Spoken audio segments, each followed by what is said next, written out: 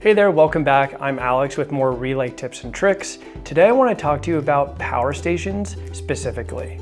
So normally you have a relay, it's outputting power and you can pair with a battery or whatever you want, but power stations which have a solar input are particularly easy to interact with because a big solar panel interacting with a power station is almost identical to a compact 3D solar system, which is your receiver, interacting with that same power station.